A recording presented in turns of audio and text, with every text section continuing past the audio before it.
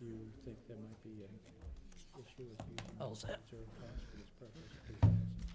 Right, that's it. Morning, everyone. The hour being 7:01 PM on Yeah. Monday, October 28th. I'd like to call to order the City Council, the City of Laconia City Council meeting. Before we go any further, though, I'd ask that Councilor Felch lead us in the Pledge of Allegiance. I pledge allegiance To the flag of the United States of America and to the republic for which it stands, one nation, under God, indivisible, with liberty and justice for all. Thank you, Councilor Felch. We're joined this evening by City Clerk Katie Gargano, who is also our recording secretary. I would ask her to please call the roll. Counselor Cheney, Here. Counselor Susie, Here. Counselor Hoffman, Present. Counselor Haynes, Here. Counselor Bogert, Here. Counselor Felch, Here. Mayor Hosmer. Present. Have a quorum. We're also joined at council table by City Manager Kirk Biotti and Finance Director Glenn Smith. Under agenda item number 7, which is the acceptance of minutes from previous meetings, 7A. To the meeting minutes of October 15th, which have been distributed on October 23rd with no corrections or changes submitted to the clerk. The minutes will be accepted as distributed. I'd like to move a presentation forward right now as we have some guests here in the audience under agenda item number 14B, which is a presentation from the Bureau of Economic Affairs regarding New Hampshire Housing Champion Designation Program. I had reached out to former Senator Jeannie Forster, who now works for Business and Economic Affairs, and because there were a number of questions about the program the last time around, I asked her if she could perhaps coerce her team to come here in an evening and maybe give us a presentation and perhaps answer any questions that councilors may have, or maybe some questions might come from the public through the council to you as well. So I'd ask you to come on up and introduce yourselves. And thank you for sending some information along. It was disseminated to, It wasn't yet. it wasn't via email, no? No, Oh, okay, it was never done by. okay, we've got it then. This is just a one-pager that will follow along with the presentation, as I understand. I'll wait for everybody to get one. Thank you, Andrew.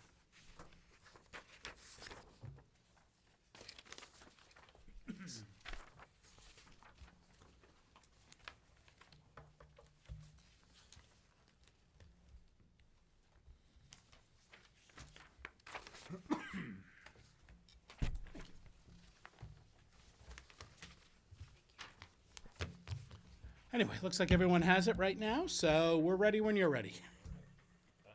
Thank you all for taking the time to have us here and to come and talk about our program.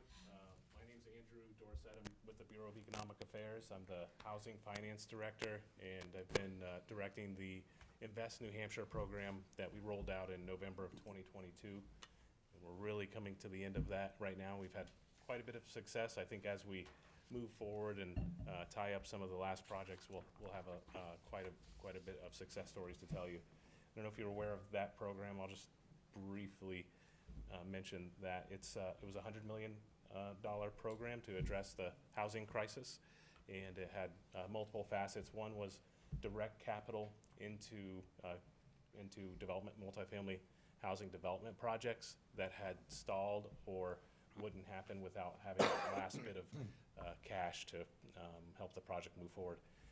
Due to inflation and different supply chain issues, a number of projects just right where in this crisis had come to a halt. We also had a demolition program.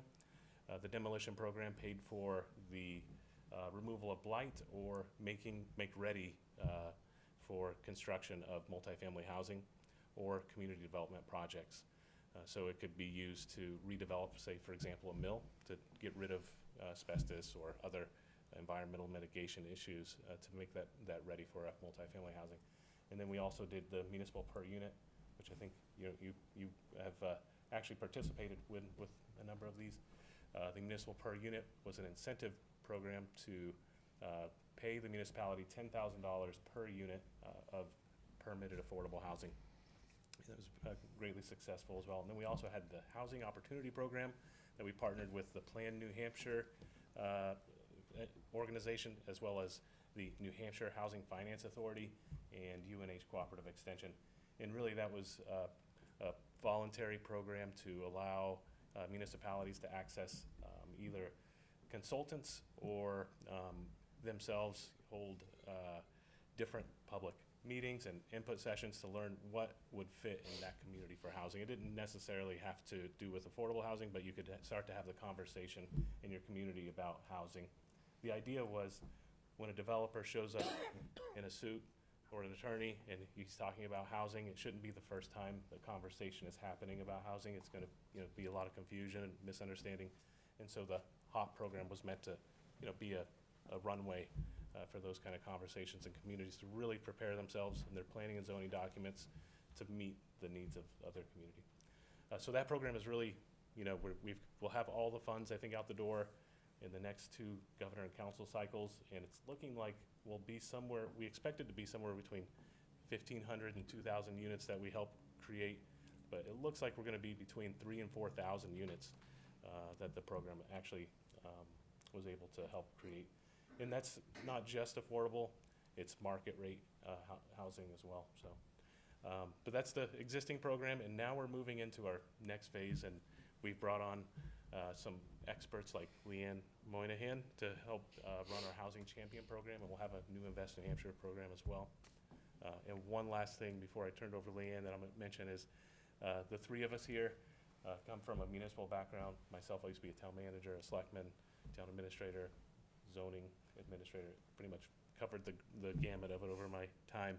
And Leanne Moynihan, as you may know, is heavily involved in municipal planning. So we were brought on and came on to this whole program to bring a municipal perspective to the state and execution of the Invest New Hampshire various programs. So turn it over to Leanne. All right. Well, thank you. Thank you for having us, and I'm here just to explain the Housing Champion program. We're really excited at the state to roll this out. It just was rolled out a few weeks ago. This is a state program. It is unique from the other programs that Andrew was mentioning, because this is targeted directly at municipalities. All the grant money goes directly to municipalities. There's no developers that are getting these funds. This is all directed at municipalities. The program has $5 million, and it comes with a Housing Champion designation. So it's unique in that the requirement for the Housing Champion designation. I'll go through what Housing Champion is and is not very quickly, and then I'll get into a little bit of the nuts and bolts of what Housing Champion is. So the Housing Champion is a voluntary program. It's really important to know this is nothing mandated. There's nothing in the program mandated. It is a voluntary program for municipalities, and it encourages zoning reform for housing. The state realizes that in order to solve this housing crisis, that they need to partner with these municipalities to bring housing to their communities in whatever form that community feels fits and is right for them. So it allows local control. It's not a one-size-fits-all type of designation. The way it was established is the towns can look at the designation requirements and choose what they would like to change or where they already fit in. Now, some communities already meet all the requirements for the designation. I'm not sure where Laconia is, but I have had some conversations with the planning department. I know that you are very close to being a Housing Champion designation already in your ordinances and other requirements. And I'll go through some of the details of the requirements in a minute. It also provides a path for future and current funding through these grants.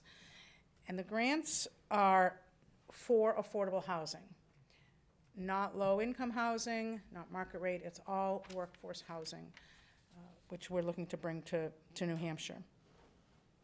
So what Housing Champion is not, It's not a one-size-fits-all. It's not a list of criteria that the towns have to meet. And once you're a housing champion designated community, you're going to have to do certain things. It's establishing your ordinances that will welcome housing, but you can choose how to get there. It's a scoring mechanism. There's 80 points. There's criteria that you can gain points by. I'll just go through that a little bit. It's not low-income housing, and it's not targeted at any specific plan or program that's in your town right now. Again, it's for your community to look at your zoning, to get reform, to look at your housing needs, and to meet the criteria that's clearly laid out actually on our website. You can go through the guidance and the scoring system. So the components of the program, there are four grant programs. One, Andrew mentioned earlier with the HOP grant. One of the grants has been turned over to HOP, which I know that your board has looked at to help you define what your needs are and to look at your master plan. So you're already doing that. That's one piece of our program that was moved over to HOP. The second grant program is a per-unit grant program, again, similar to the one that Invest NH had, but this is for affordable housing. So if you become a housing champion designee and you have affordable housing units built in your community, you can apply for this grant, and it's $10,000 per unit directly to the municipality to be used however you see fit. You can go in your general fund, you can use it to whatever your needs are in your community. The other grant is an infrastructure grant, and that grant is to bring infrastructure to improve housing. So the grant is to be used to support new construction or capacity increases for infrastructure as long as it supports the program goals of facilitating the development of additional housing. And this can be drinking water, sewer, transportation, highways, communication, even fire suppression systems. And the last part of the grants is a loan grant, which we are not executing right now this year. So we have $5 million. The two grant programs that we're focusing on are going to be the municipal per unit grant program and the infrastructure grant. So you must be a housing champion to avail yourselves to apply for those grants. That's underway right now. The deadline for that is the November 15th. And the criteria for that, I'm just going to quickly go through. There are 6 categories of the designation. The first 4 you must achieve points in. It's an 80-point system. So there's regulations, adopting land use regulations that are pro-housing. And again, the guidance tells you exactly which ordinances and what they need to meet to get points. It's 10 points for every ordinance. Now, you may already have some of those ordinances. One of the criteria is ADUs. So it says that you must allow accessory dwelling units in all residential zones where you allow residential. I think many towns, almost all the towns now do that. And then you must also allow ADUs as detached by special exception. So you don't have to allow it, but you have to allow it by special exception. I'm not sure if Laconia does or not. But if you had that already, you get 10 points. You can get a total of 40 points for ordinances. So the next, and there's a whole list of different ordinances. And again, you can pick and choose which ordinances you think you would like to look at, or you might already meet the bar on those criteria and get the points. The second piece of the designation is training of your land use boards, which I think is coming from municipalities and working with all land use boards should be doing ongoing training. So it's defining what the training is. Again, there's a wide range of training you can qualify, from providing material at meetings that provides information, if you do orientation for your new members, if they watch webinars, go to the NHMA conference, those all qualify. And you get up to 25 points in that category.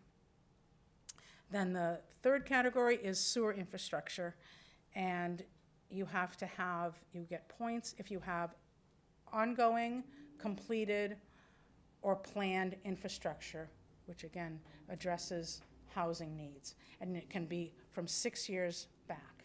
So the previous 6 years, if you had completed, ongoing, or planned infrastructure for sewer and water.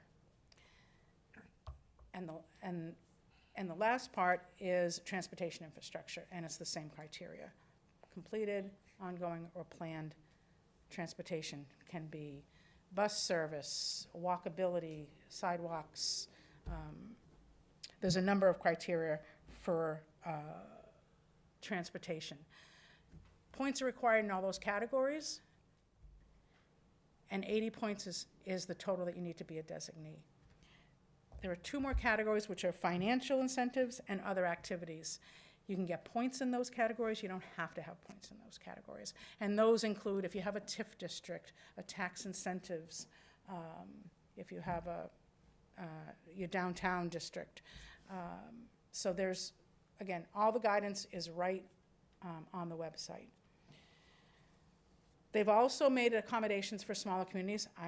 Coney doesn't fall in that category, but again, to make this available to all communities, there are bonus points available if you are a community of less than 10,000, so that those communities aren't left out. There's also bonus points if you do HOP. There's bonus points, there's all kinds of bonus points built into this system. We want all communities to be able to get to Housing Champion, but you do have to look at your ordinances and look at your goals as a community. The last thing is, the designation is good for 3 years. Again, you're not required to do anything. You know, having the Housing Champion designation isn't gonna put you in a position where the state's gonna mandate that you do anything. You will just be in a position to apply for these grants for up to 3 years. So you'll have to review your ordinances periodically to make sure that you're still meeting that criteria, but it's a 3-year designation, and then there's a review process to renew that.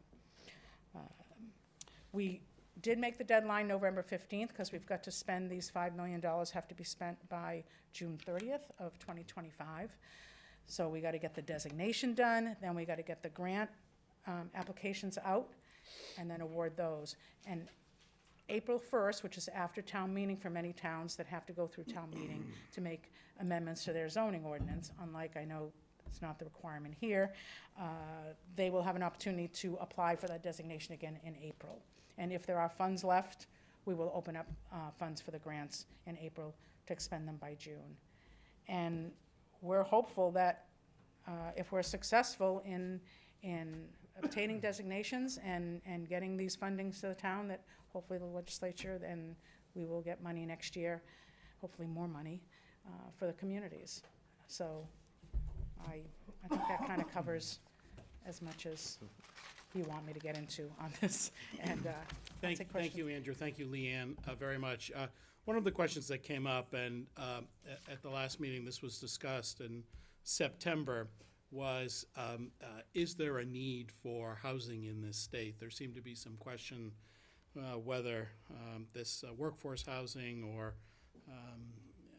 what was even necessary across the state. And I think there was one person there that questioned the data, whether the state or the city had any studies or any data. I don't know if maybe you can get into just a little bit of, this is a bill that started out, if I'm not mistaken, in 2023 and really was signed by the governor in 2024. So it had a long run-up until it finally became law, if you will. But do you have access or any information that you can share with us in regards to housing? You want to take that? Sure, I can tell you just from my own understanding. So there was a housing needs assessment study that was done, and it evaluated the various vacancy rates throughout the state of New Hampshire. And I believe what it showed was vacancy rates were generally speaking around like 0.02% or somewhere around there. It was really low. And I think a healthy vacancy rate is supposed to be, if I recall, 3 to 5% to allow, there to be a good flow of people making it through from one apartment to another whenever they need to transition. And so what we started hearing from, it was mainly employers, because we're the Bureau of Economic Affairs. That's really why some do question, why is housing at the BEA? Shouldn't it be at New Hampshire Housing Finance? And the thing is, New Hampshire Housing Finance has a very good platform. They have a very good runway, and they have a very good system, and it really meets a very specific need of low income to the lower end workforce housing. And it really is it'll have a demand for that service for a long time, especially based on the vacancy rates that we're talking about. And so with the $100 million that we put into Investination, these programs, the BEA was hearing from employers who were letting us know the economy is actually being straddled by the inability to get workers. And looking at it, we found it was really housing was a main issue. A lot of employers would hire employees, and then they would fail to be able to report to duty because they couldn't find housing within an adequate time. There's a lot of, and this comes from everywhere from healthcare to education, federal employers, the timber industry. I mean, it's the tourist industry, and we're seeing employers attempt to do some creative things, but they're not developers. They're not into managing that aspect of it. But it's a broad problem across the entire state. There is within the housing needs survey or housing needs assessment breakdown of each individual region, and in your regional planning commission, I think it's the regional planning commission adopted a piece of the plan that recognized a certain component of housing requirements or housing needs for Laconia and the area. And I think I could probably get you a link to that you could share with the council, Mr. Mayor. I don't know if that answers your question. Yeah, and I think it's workforce housing, and it's housing for the next generation. We all know the cost of housing, and, we all, have been fortunate to have our homes or, bought in a market, and it's just not there anymore. And I think this next generation is having a hard time getting into that market. And so it's workforce, and it's future generations that'll have the ability to have these homes, and it's not just, doesn't mean just, low-income apartments. These are workforce, either housing, can be single-family, they can be, apartments, they can be condos. So, Yeah, and I just further explain, when we looked at this, we didn't think there's just a need for workforce housing or there's a need for low-income housing. There's a need for all types of housing. There needs to be a good mix in a community, in a region. So there is that natural economic flow. And even if you create, for example, market rate housing, what you tend to see is when a Class A market rate multifamily comes in, there's tenants that are in some lower level that they could afford a little bit more. They move up into the new Class A, then that creates openings, that natural flow, so that you can move up the ladder, as you may say, like into a different type of housing, and then ultimately that'll open up some more affordable ones at the bottom. So we need all types of housing, single family, multifamily, and I think density, our program really does look at density, but that's because we're trying to attack with this program a certain component. But we've been flexible too. I think we're not a one-size-fits-all program. In our Invest New Hampshire program, which this is a component of, we've helped projects as small as 4 units and as large as 500. So it's really what the community needs and what a developer is willing to step up and partner with the community on. So. Yeah, I had written down one example, which is kind of a unique example of how this housing champion and these grants could be used by a community. And I know of a community in their downtown area. There was a owner that wanted to put apartments on the 3rd floor, but in order to do that, he had to put fire suppression in, and it was cost prohibitive. And they were angry. And because they were angry, they took parking away from the city and said, they were allowing the community, the town, to utilize that parking space. And so they took that back. So now the downtown area lost a lot of parking because they said they couldn't afford to put these apartments because of the fire suppression system. If they were a housing champion community and they agreed to put workforce housing in those 3 apartments, and then the community applied for the municipal grant, they could get $30,000, turn that back over to that landlord so he could pay for that fire suppression system as a negotiation for giving back that parking. And then it solves his problem. He gets his fire suppression, he gets his apartments, the community gets 3 more affordable units, and they get their parking back. It doesn't cost them anything. So the state picks that up. It's kind of a unique way of utilizing this money, again, because there's nothing tied to how you use the funds. Another community is looking at donating some land, but they don't want to give away the land. But if they give the land and they build affordable housing, they apply for the per unit grant, that will pay them back for the land that they donated or gave to the developer to build the housing. So it's kind of a little bit of a unique program that you can kind of work it to whatever your needs are. It's why we say it's not a one-size-fits-all and it's not mandated. It's to allow the communities to look at their needs and access this money and keep this program going and partnering. The state wants to partner with the communities and municipalities because everybody has to try and solve this. It's not just the big cities that are gonna solve this. All the communities have to be part of the solution, right? Sure.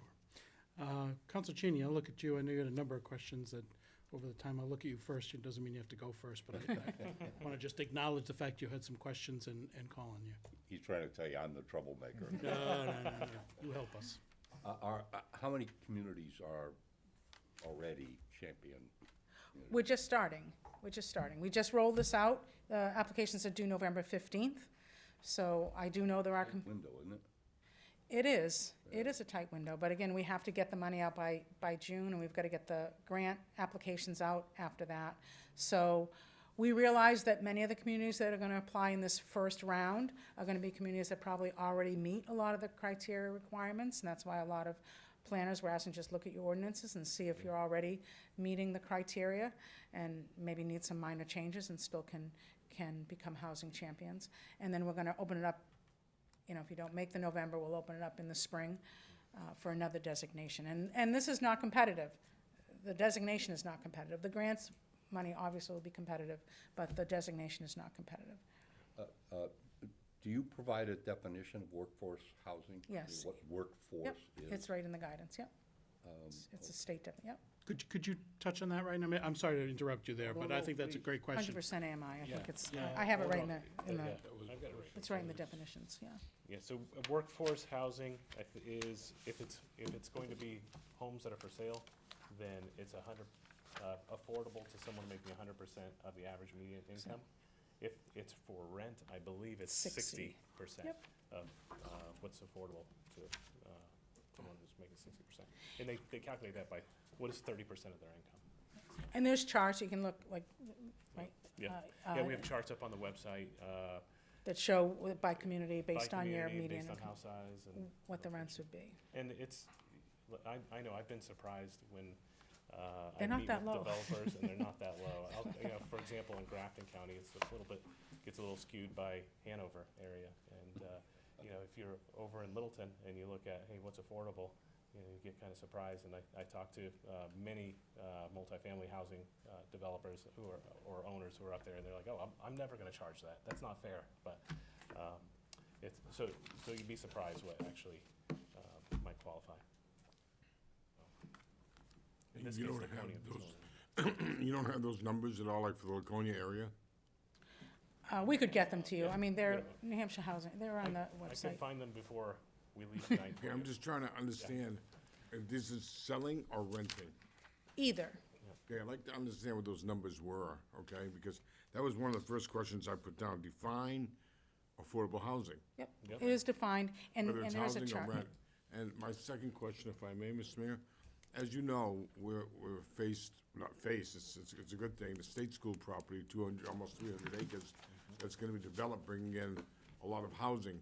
And from what we've been told, it's gonna be mixed housing, okay, from affordable, workforce, whatever you wanna call it, all the way up to Market rate. market rate, okay? And, how does that affect what we're gonna have for our inventory? And then at the same time, I know recently we just, passed the situation where we're asked the planning department is gonna update that master plan and target housing and inventory and what's available. I think that's more important to gather that data than Yeah. before we can make decisions. That's just my opinion.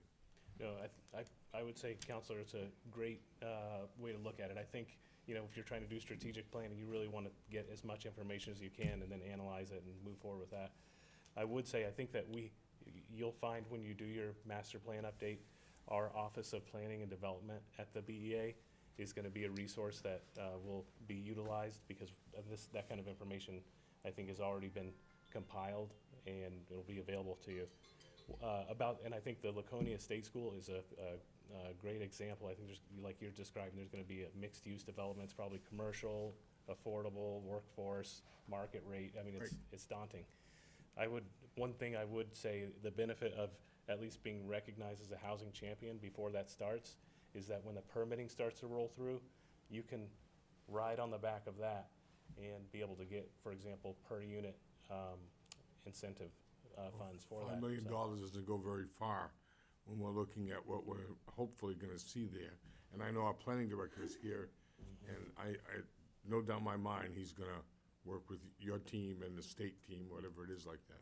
Thank you. Absolutely. And one other thing with our funds, even with the ARPA funds that we had, because they were designated as revenue loss through the ARPA program, they became state dollars. These are state dollars too. And your finance director and town manager are probably aware, when you're building a municipal infrastructure project, and if you're gonna tap into a federal program like the Safe Routes to School or USDA or some other program, you can't match federal with federal, but you can match state dollars to federal. So, you know, a Safe Routes to School project, for example, will be 80% grant, but you need to come up with 20% local match. These funds, like the infrastructure funds or the MPU funds, could be used to plug that match in. So, That's great. just another Can I incentive. ask one more thing? And the other thing is, I was pleased to hear, you said that towns, not just the city as Laconia is, but the towns around us, whether it's Guilford, Sampleton, Meredith, Belmont, they also can apply for these, to be a champion thing. They have more open land, Right. what we might have here, and it might be more attractive to some developers. Yeah. Okay. Yeah, definitely. Yeah, we are, talking to all the towns. We have a lot of the smaller towns that are already interested, that I know are applying, that already meet some of the criteria. So we're really excited to see who's gonna submit the applications first round and work with them. And Thank you. Thank you. I do have, I can pass out a couple of these just because I have them if you're interested. This is the guidance I mentioned. A couple of copies that gives the detail of the criteria and my scoring on it. Thank you. Thank you, ma'am. To the mayor. So, thank So you for that's- taking the I just have question. 3 packets. It's, yeah. The question one of the questions I have We'll get is copies. there a difference between? Speak into the mic, please, Counselor. Is there a difference between affordable housing and workforce housing? And if so, what is that difference, please? That's a great question. What we found out when we were developing the first program was that there is no just set standard for the concept of affordable housing, not in statute at least, but affordable housing we defined as 80% rents affordable to persons making 80% of the AMI. And so like our MPU program would incentivize at that level. An example of New Hampshire Housing Finance, you know, their programs are 60, usually I think 60% to say 30% AMI, and so we were at 80. Workforce housing is specifically defined by statute, and I believe that is the 60% For rent and 100%. and 100% for sale. Right. So, and there's around the state, there's, you know, people are trying to tackle this issue from many different ways. And I know, for example, Ahead Housing up north is attempting to do a home ownership program where they create, they kind of share equity with the future homeowner to help keep a property affordable for years to come in a resale kind of scenario. But it's a interesting world. May I? You mentioned that some of the affordable housing to get people into the first time. Would you expand upon that sharing of the equity of the house? Yeah, this is a little bit out of my my range, but from what I understand, the development will be done by, for example, Ahead Housing, which is a not-for-profit housing developer located based out of Littleton, but they're in the northern region. As they develop the homes, on the home itself, from what I understand, the financing of the financing note and also the land, there might be a deed restriction and then something also built into the financing that the longer they hold it, the more equity they build.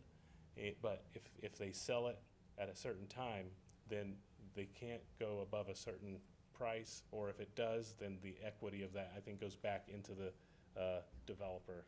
I could be butchering it a little bit here, because I've only sat in on a few conversations, and it's kind of a little bit of I think, a new experiment to see if they can help keep some home prices down for starter homes in an area. Would it be fair to say it sort of prevents a developer from manipulating the system a little bit and getting it to a market rate apartment or condo or something, a housing unit, and taking advantage of the state program for essentially workforce housing, but then flipping it and somehow taking it and getting it into the open market where they would maybe get a higher price for it?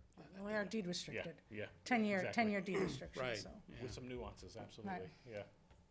But, well said. Right. Mm-hmm. Thank you, Mr. Mayor.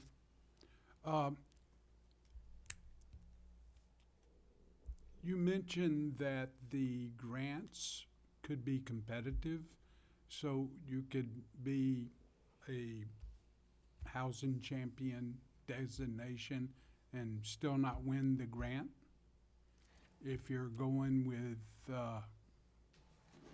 I'm not sure which one you go for, but you basically said Right. they're competitive, so Oh, that right. means you're not guaranteed to get any of the money whatsoever. That's correct. That's That's correct. Okay. Right. Because if we have, 30, Housing champion 30 design- communions, Housing champion designation strikes me as like you're on a Major League Baseball roster.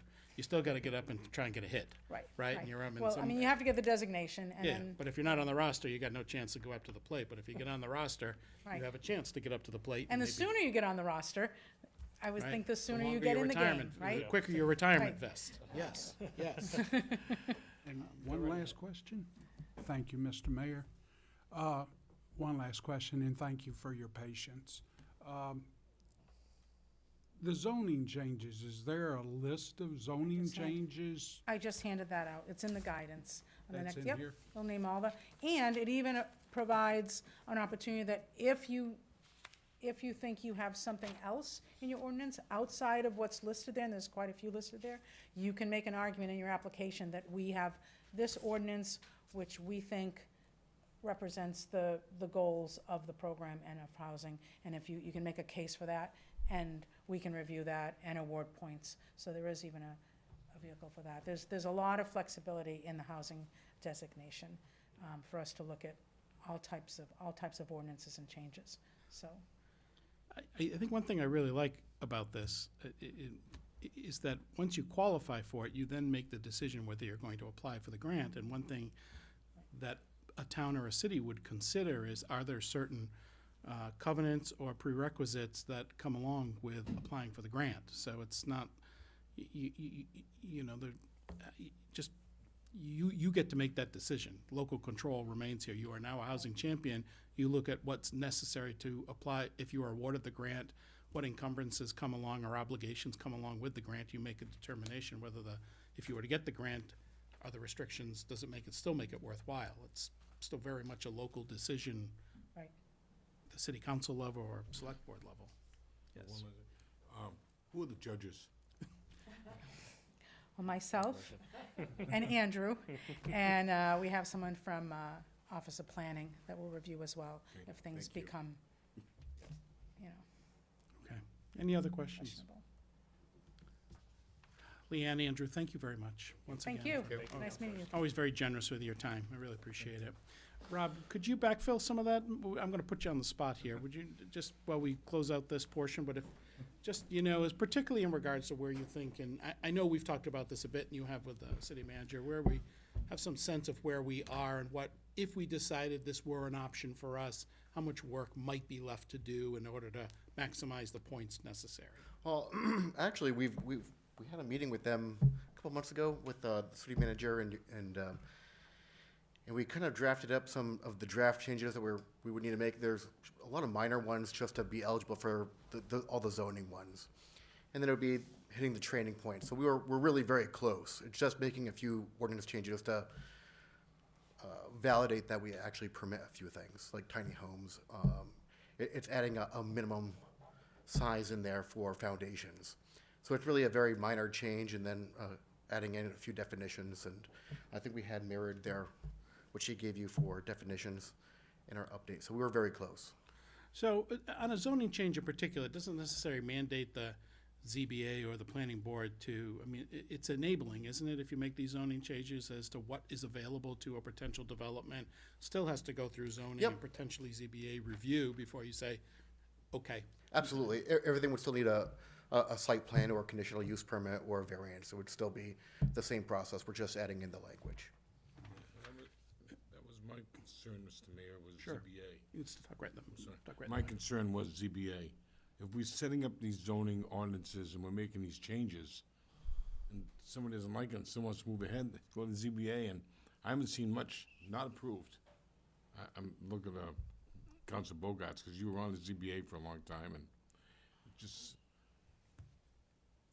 Well, If I we think do that's why I one of me- these kind of things, I'm hoping that if we do that, this kind of thing, the situations, and as you mentioned, tiny homes, or, you know, density and those kinds of things, okay? Those are the kind of things that concern me. well, I think they probably concern all of us, and that's why we want to make sure to appoint good people to planning and zoning, and it goes through your committee to make sure that, you know, they are recommended to all of us to vote, or not all of us on the council to vote on. You know, that's why it's critically important to put good people there that make good conscientious and decisions. Council Cheney, go right ahead. Mr. Mayor, my concern is not go or no-go as much as it is understanding this better before we go or no-go. I'll give you, for instance, glancing through this, it says, a manufactured housing ordinance shall allow manufactured housing as defined by it, it gives the statute one, on an individual lot in most land areas in a district zone to permit residential use. Which I think means you'll be able to put manufactured housing almost anywhere. But I need to know what that means. If I need time to go through and, the rest of you may not, you may be able to. Someone figure may this be out able to, quickly. well, I'm glad you brought that up, because the point of requesting BEA to come and Rob to step up is to try and start walking through this so you do have an understanding. I wouldn't expect you to support anything you didn't understand, and, Thank you. yeah. So, Counselor, we did identify that. I think last month we had a list of changes, and that was identified in there as what we would be required to make, or at least there was a change that would accompany that if we decided to go forward with that. And as you spelled out, there's a lot of different options in there for how you meet your zoning requirements. So it's definitely like an a la carte. You can kind of pick what you want and what fits best for your community, and it's a great program. So if there's things that we don't want as a community, we don't have to select them. But if there's other things that we like, we can select them and still get our points, to still get the designation. Exactly, I just wanted to say, yeah. Step right up. Great. Thanks, In Leanne. that example, you know, if that doesn't fit your community, the manufactured home, then you say, well, we're not gonna do that, and you won't get points for that, but you don't need points in every category. You can only get 40 points in ordinances, and there's probably, 8 or 9 categories, so you're not gonna have to fill them all anyway. Yep. That might be something you decide, that's not what we want in our community. Yeah, for instance, she brought up ADUs, and we would have met the requirement for the 10 points for the ADUs, because we did recently make that a change. They're permitted by right, and we allow the detached accessory dwelling unit. So we're very close in a lot of spots. It's just cleaning up a couple languages. One of them was in a cluster ordinance. Your density bonus for open space and green space. I think it was adding 5% density bonus to what we already had. So it's just a lot of minor tweaks would get us 10 points here, 10 points there, and it was really, what we wanted to do as a community, what we felt was best for us, so. Mr. Mayor, please. Could you provide us with a spreadsheet of current, and then what needs to change within that current law or Yep, ordinance? we already have that drafted up. can- We sure do. So Yep. that we can compare it with this and have knowledge, just, Sure, we absolutely we can send it out in the morning. We did that up last month, so we got it. thank you. In English, please. So, Will do, will do. It would, You know what I mean. so the one, there's one there, the training and training for land use boards. And that's something that we discussed. Where are we as a city there? Oh, well, actually, I had a conversation with Kirk about this, and we're like, we could, we were talking about, land use boards needing some training anyways, and creating kind of an annual training event for all land use boards to come to, so that we would meet that requirement, and then doing some monthly training with them, just moving forward to make sure that we met that requirement going forward. So, Not to point fingers, but the idea that we haven't been doing is remarkable, right, doing that. I mean, so it just seems to be. no, we should have been doing it all this Yeah, time. it's good practice. And I would also think, and I'll just ask you just quick feedback, our sewer infrastructure and our transportation infrastructure, I mean, we've done I think if we're going back 6 years, we've got an opportunity to grab some points there as well. Absolutely, we sure do. We have some great projects, and we're pretty close to point-wise. I think it was just a matter of some zoning changes to make us. If you look at it goes back 6 years, the stuff we've done is, we have more than enough sewer and water. pretty extensive. Yeah, we've done a lot of infrastructure upgrades. And Tyler actually did all the research we talked about the income levels and monthly rent, so we can send that out to the board or the council tomorrow. We presented that last month at planning board as well. We had all that data. So we've got tons of data, and we would be very happy to share it with anybody. So What are your thoughts on this program? it sounds like a great program. There's a lot of opportunity for us, and it also provides us an opportunity to update our ordinance. I think, Tyler, where were we at? Number 70 in the state for oldest ordinances out of all the communities. So Laconia is well overdue a rewrite on ordinances. Fair enough. So, All right, thank you, Rob. Any other questions for the team from BEA who's still here, or Rob? Seeing none, thank you again. Thanks, guys. Thank you. Thank you, Council, for your excellent questions on that, and thank you, Rob, for providing additional information. Look forward to seeing it. You guys will get 14A now. 14A is out of the way. Moving on to agenda item number 9, citizens' comments for matters not on the agenda. If there's something you'd like to speak to that is not on tonight's agenda and you're here in the chamber, now would be the appropriate time to step forward. All right. Seeing none, we'll move on to agenda item number 13A, public hearing for designation of the following streets as emergency lanes under RSA 231.59A, emergency lanes, Plantation Road and Colonial Road. Notice of this public hearing was made available in the October 18th, 2024 edition of Laconia Daily Sun, posted at Laconia City Hall, Laconia Community Center, Laconia Public Library, and the offices of the SAU. Action on this item may be taken up under unfinished business later on this evening. I'd like to open the public hearing at 7:49 p.m., and if you'd like to speak to it, now would be the appropriate time.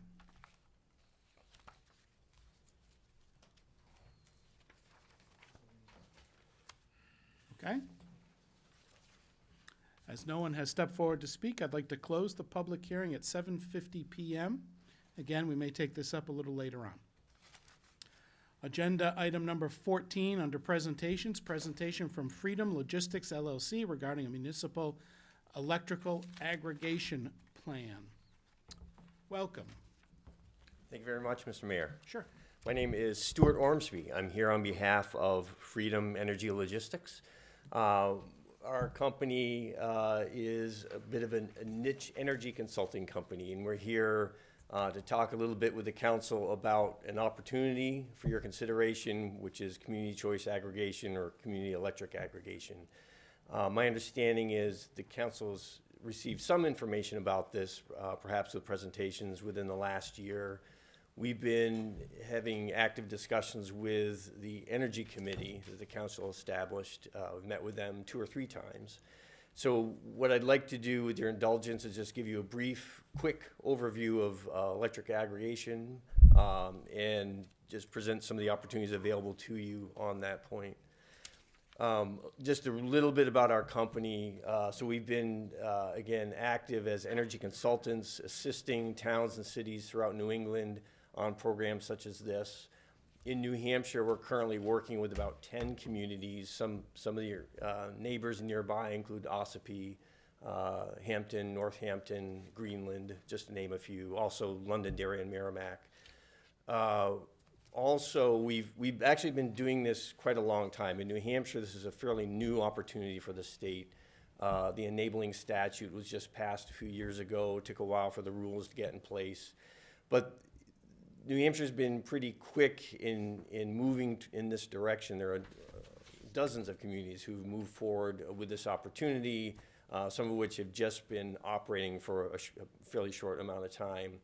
However, our company in this energy space has been active for close to 20 years. We currently manage about 100 programs down in Massachusetts and a wide variety of communities.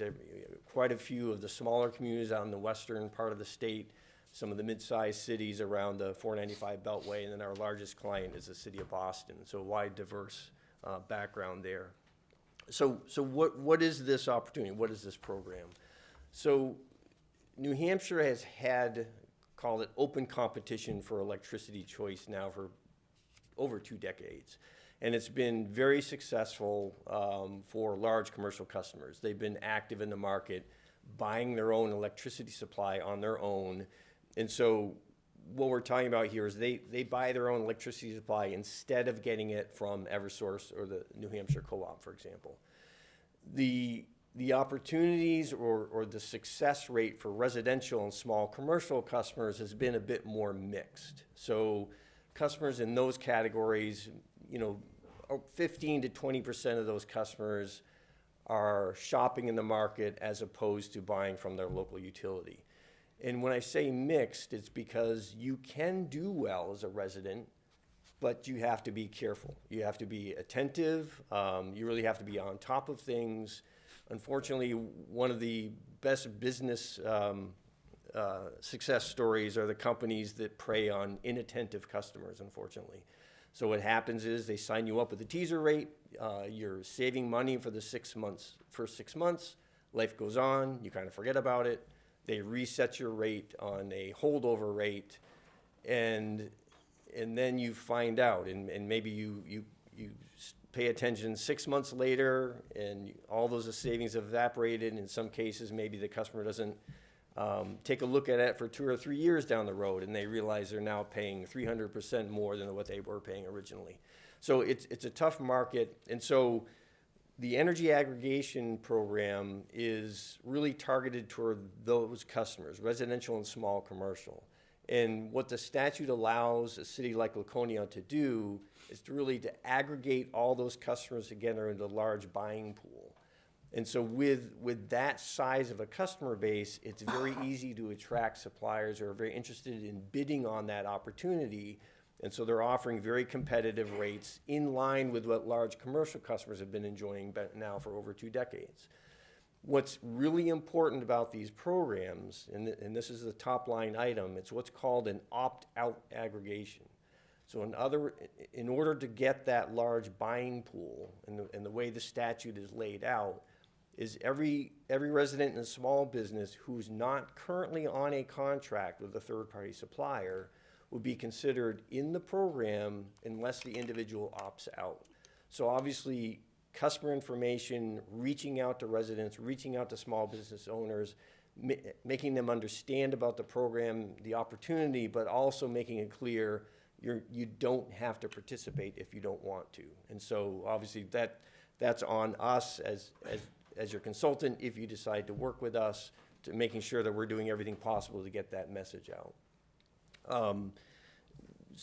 Some of the other key elements of how these programs work. Obviously, we talked about the opportunity for choice, the opportunity for savings. We like to emphasize price stability for all of us who are buying power supply from the local utility over these last few years. You've seen some tremendous price spikes in your electric bill, right? And that was no fault of Eversource or the co-op. It's just market dynamics. But in our programs that we were managing down in Massachusetts, while we also suffered those terrific price swings, our aggregation program rates were stable. So for example, Boston continued to enjoy a 10-cent rate, even though the utility rate was 3 times that rate.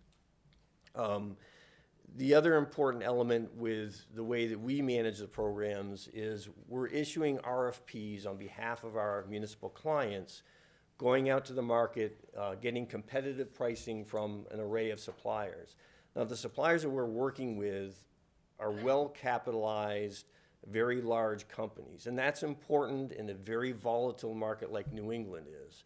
You want to have, as your provider, a company that's got the asset base to support you, a company that's going to keep that 10 cents locked for you. And the way they're able to do that, these are companies that have large portfolios of generation. So when power prices are hitting 30 cents a kilowatt hour, they're able to maintain your price because they're killing it, so to speak, on their generation assets, right? So they're well balanced by contrast to another entity that perhaps is only a buyer in the market. So we're, from a risk management perspective, this is important. Another big element, like I said, we work with all of our client communities, we work independently. So even some of the smallest towns out in the Berkshires in Massachusetts are contracting separately. One bit of a misnomer you may hear out there is the importance of a very, very large buying pool. You may ask yourself, well, wouldn't we be better if we teamed up with Northampton or Ossipee and have 12 of us working together? That's true with very, very small communities, but the city of Laconia is plenty large enough. By yourself, you're going to get very attractive pricing, and you'll be very pleased with it. So the Walmart effect does not apply to Laconia. And that's very helpful because that allows you to do your own program. You can make all your decisions locally. You don't have to be part of a larger buying group where maybe your own desires and priorities are watered down, if you will, over to a group of communities. And really, when we meet with municipal officials, whether it's in New Hampshire or across Massachusetts, there's a wide variety in terms of what the local interest is. You'll have some communities that are laser focused on getting the lowest price possible. Other communities put a high value on renewable content, which is laudable, it's also expensive. And so whatever the priorities and preferences of your community, by going it alone, you set the table on exactly the kinds of products you want to offer your residents. In terms of the customer or the consumer perspective, the consumer experience on this, really nothing changes. The only thing that changes for them is a single line item on their utility bill. They're still going to I'm going to just select an Eversource customer. They'll still get the same bill from Eversource. Eversource is going to read the meters, they're going to maintain the wires and the poles. If someone's power goes out, they still call Eversource, right? This is just the commodity part. So the bill is kind of broken out into two pieces. There's the delivery and there's the electrons or the commodity. So this program is just simply getting the lowest price possible on that commodity piece. I think one more thing to just note, because it is quite popular everywhere, which is rooftop solar. So one thing to know is anyone with rooftop solar, i.e. net metering customers, we would not treat them on an opt-out basis. And the reason is because a lot of those customers from time to time will have excess generation. They're not consuming enough at their homes. That excess generation goes back into the power grid, and the utility company is able to give a credit to that customer. The way not the statute so much, but the way the rules work now, a supplier serving your program is unable to provide that credit. So obviously, top of line is do no harm to any customer. So we're not going to automatically enroll a customer like that. Any rooftop solar, you can opt in if you kind of do your own homework and decide, yes, the city program is good for me, but otherwise, you could and should make that choice yourself. I think that's really it in a nutshell. I would like to take any questions you may have. You speak in the microphone, Councilor Susie. Is your company private or publicly held? We're a private company. And located where? So Freedom Energy is based out of Auburn, New Hampshire, and Freedom Energy is partnered with Colonial Power Group. So I'm actually an employee of Colonial Power Group, and we're out of Marlborough, Massachusetts. That's where the actual corporation is located out of Massachusetts? Yeah, Colonial Power's office is in Marlboro, Freedom Energy's office is in Auburn. Okay, if we enter this program, is there a commitment on time? So, yeah, let me talk a little bit about the timeline. Thank you for the question. So, by statute, there's a number of steps that needs to take place.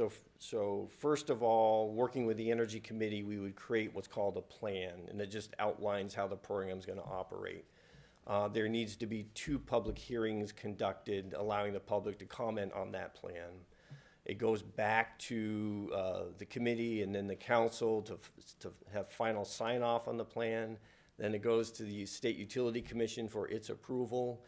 So all of those steps can be accomplished between roughly now and, say, March of next year. Once the commission approves the plan, then the program can go out, get pricing, kick the tires, so to speak. But even, I guess one important comment is, even once you're street legal, so to speak, and you collect pricing, and the council's not terribly satisfied with what it sees, you're under no obligation to move forward. You've paid us nothing. I should point out that our services are just covered in the program, so there's no fee that the city pays. And one more thing is that, we really value in providing what we call turnkey services. I mean, we understand we don't want the city or a town to commit resources itself. Let us do all the work. Send everything our way. Are you still governed by the PUC?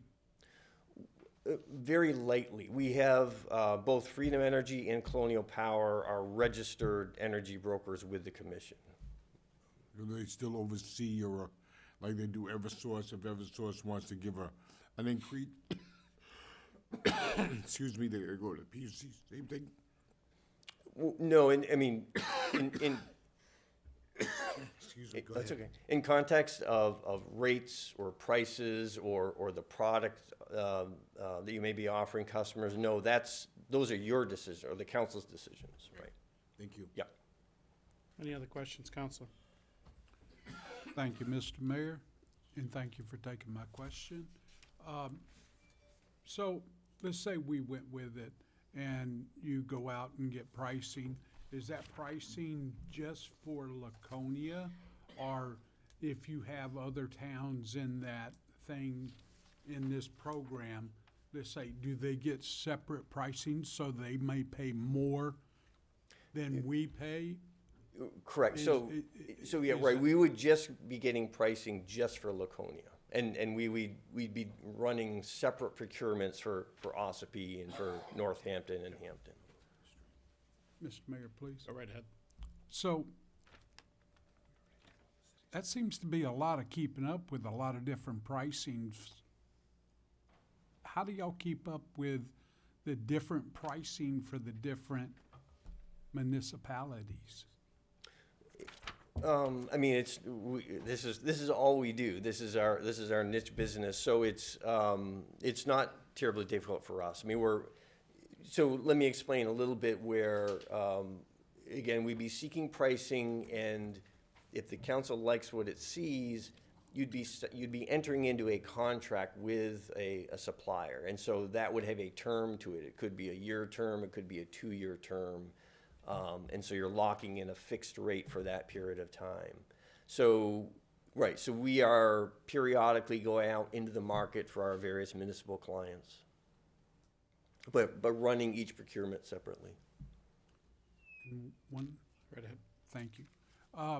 And you mentioned you don't charge the city a fee, so how do you recoup your expenses then, if I may ask? Yeah, no, thank you. So our service fee is equal to 1/10 a kilowatt hour. So in other words, if the city signs a contract and makes an award to a supplier for 10 cents a kilowatt hour, the final price that the customer would pay would be 10.1 cents a kilowatt hour, adding our fee. Okay. Any other questions? Go right ahead. I've heard this a few times Yeah. before, but I think the rest of the council might be interested in knowing, I think the city has existing net metering contracts with Freedom, is that correct? Oh, yeah. I think they might be interested in how that works with Right, the aggregation. thank you, I meant to mention that. So, right, so Freedom Energy has been working with the city for a while now on a number of fronts, one being the net metering agreement. So, my colleague Bart, unfortunately, is not here. He could speak more in the weeds than I can on this, but just generally speaking, Freedom has been able to take advantage of some legislative initiatives that gives credit to local hydro projects, and there's sort of money made available, provided that the hydro projects contract with municipalities. There's some funds sharing there where the hydro gets a little bit of some revenue gain in exchange for sharing some of those benefits with the city. And so Laconia has been the beneficiary of some of those arrangements. Freedom, I believe, also does the power supply procurement on behalf of the buildings for Laconia. So we were very pleased to be invited to talk with the committee, the Energy Committee, about what more Freedom could do to help out Laconia. And this is just another one of our offerings that we'd love to be able to do for the city. Mr. Mayor? Stick with Counselor until you're finished, then we'll go to you. Yeah, just one more thing. I think, can you touch on how this works for the average citizen and their bill and their ability to opt out and that kind of thing? Yes, thank you. So, so let's say that again, we run an RFP, the city sees pricing, and they sign a contract with the supplier. So what happens next is we send out, on behalf of the city, we send out a mailing, and the mailing goes out to any customer who at that time is currently taking default service from either Eversource or the co-op. And so the mailing explains the program. It includes what's called an opt-out card, where the customer can mail in a card saying, I want no part of this program, this isn't for me. There's a phone number. We would set up a dedicated program website where someone can go online and opt out. And importantly, we would then, part of that notice would be announcing a public information session, at least one. Happy to do multiple at the city's invitation, but at least one information session. Those are typically very well attended. That's when we really want to get people's attention, answer any and all questions, tell them exactly everything about the program, what their options are, making it clear that they can opt out if they want to. Another important element is that there's a lot of flexibility with these programs, meaning customers can easily change their mind as they go. They might initially opt out. They stay on Eversource for a few months. They talk to their neighbors who maybe stayed in the program. The feedback is positive. They can opt in later if they want. There's no entrance fee. There's no exit fee. You could dabble in the program for a while. If you decide for whatever reason you want to jump out, you can get out of the program. There's no early termination fee or anything like that. Very easy to get in and out. My question is I have two. Mr. Smith, is there an item somewhere in our, for receiving funds from Freedom, or is it some kind of? Yes, it's one of our revenue lines in the general fund. Okay, can you have any idea how much it was? I believe last year was about $5,000. Okay, thank you. And my next question is, it sounds great, fantastic. I'm surprised somebody from Eversource is not here saying no. Or why would they, Right. So, no, thank you for that question. So, Eversource is sort of shrugging the shoulders on this. In other words, they no longer have power generation. Right. They follow a state-directed process in buying power every 6 months. I mean, we sort of kiddingly say, every 6 months on a certain day, the alarm clock goes off and they buy power for the next 6 months. That's just that's the process they're required to follow. They don't generate anymore. That's right. And so it's for them, like they make their return, if you will, on the transmission, the distribution, the metering. The power supply they do as, for lack of a better phrase, a favor. They don't make any money on it. So if a dozen towns go into these programs or 100 towns go into these programs, it really doesn't matter to them. Thank you. Thank you. So I've been using a different supplier for a long time for my business and my home. Would I be required to join or No, so automatically join, or do I have to opt out? no, thank you. So the mailing that I mentioned right after contract is signed, again, the mailing would only go to an electric consumer who is not on a third-party contract. So only customers who are taking what's called default service from Eversource or the co-op. So, and that's an important part, is we don't want to interfere with anyone's contract. And so if, it sounds like you've been experienced in doing this and are satisfied with that process, so we won't bother you, But I would be able to opt in. You can opt in, right, at the end of an existing contract. If you like what you see in the city's program, you can opt in, yep. And I will say to the rest of the council, I'm saving a lot of money. Any other questions? Go right ahead. I think another important point, Eversource would still be in charge of the transmission, right? Yes. So if you have a power outage or something like that, that's still who you're dealing with for that? Exactly, right. They're gonna maintain the poles and the wires, do the vegetation management, read the meters, send the bills. That's another important part, is customers won't now get two bills. They'll continue to just get one single bill with Eversource. That's where they make their money. And also, just to keep going with this, is that this also does not interfere with some of the other services that Eversource provides, like, budget billing. Some customers receive some energy assistance through Eversource. This doesn't interfere with that at all either.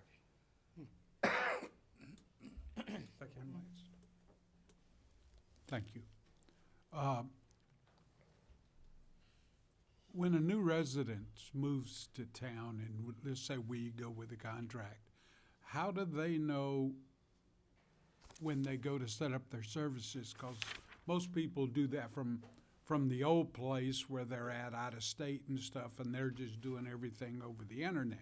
Yeah. So how would they be informed that we're on a net or a program like Yeah, this? thank you. Excellent question. So what we do is every quarter or so, maybe every 6 months, we reach out to Eversource and the co-op, and we say, okay, who are your new customers who have come into town or maybe have moved even within the city? And so they'll provide us an updated list. We'll cross-check that against the list that we maintain of customers who have opted out because, they made a choice. We don't want to bother them a second time. And so we'll do follow-up mailings to these new residents or people who have moved and make sure they understand that there's an opportunity available to them. Any other questions? Go right ahead. If I could just make a comment, so just as a reminder and for people that are watching, the reason that Freedom is here tonight is this went through the Electrical Aggregation Committee, was vetted as a recommendation to come back to you, which is why he's presenting tonight.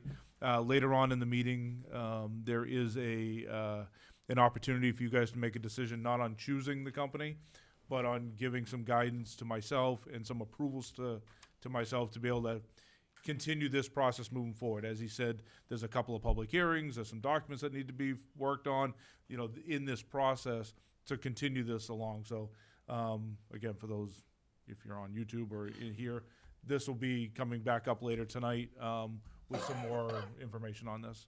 And we have a few members of the Electrical Aggregation Committee here tonight as well. Thank you.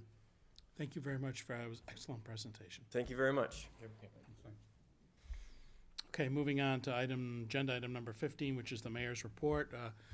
Briefly, but I think really importantly, we were able to celebrate New Hampshire Pumpkin Fest in the city of Laconia on Saturday, and from my perspective, it looked like a great success. Once again, weather was in our favor. I just want to say thank you to our DPW, who did extraordinary work. Thank you to our police and fire that were out and about with the community. Thank you to our businesses as well, that this was I'm not going to say it was an inconvenience, but it was a challenge. It changed their typical Saturday up and maybe compromised a few parking spots. But thank you for their patience. Hopefully they had a nice shot in the arm when it comes to business. And thank you to our citizens in the city of Laconia who had an awful lot of traffic, awful lot of people. And the visitors that I spoke to, which were an awful lot, felt like they were welcomed with open arms by the city and were really impressed with everything that went on in Pumpkin Fest. So thanks to Carmen Gifford and her team at the Chamber of Commerce as well. So that was also, we had a great evening late afternoon when the Sachem statue was finally unveiled at O-Pee-Chee Park.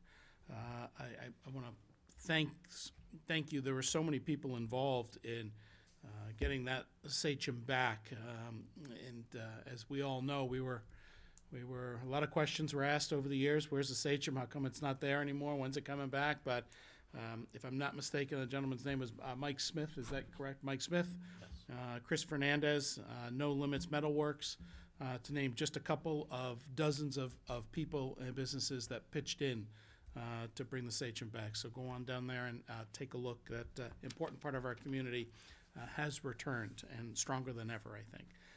That will conclude my mayor's report or remarks. I'll look to council comments right now. Councilor Cheney. Thank you, Mr. Mayor.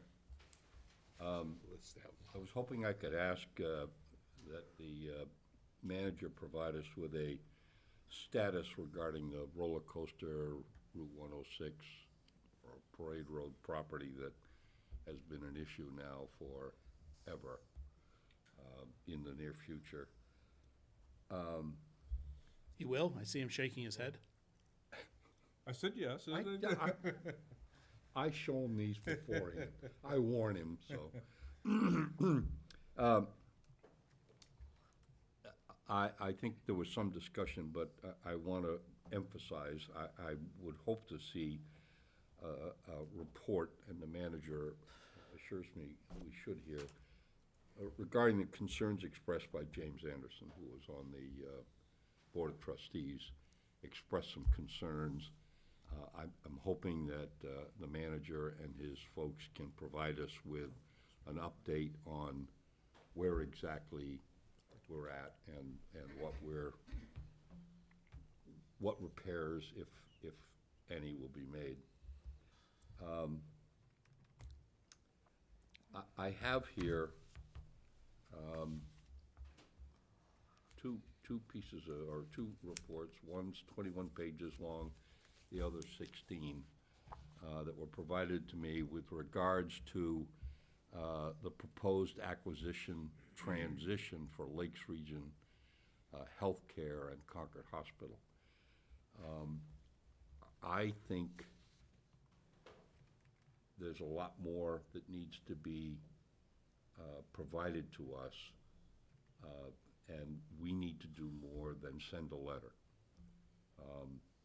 It appears to me from I won't say cursory, but certainly not a detailed investigation of these 30 or 40 pages, that there are several areas where the hospital has failed, where Concord Hospital has failed to meet its requirements in this transition.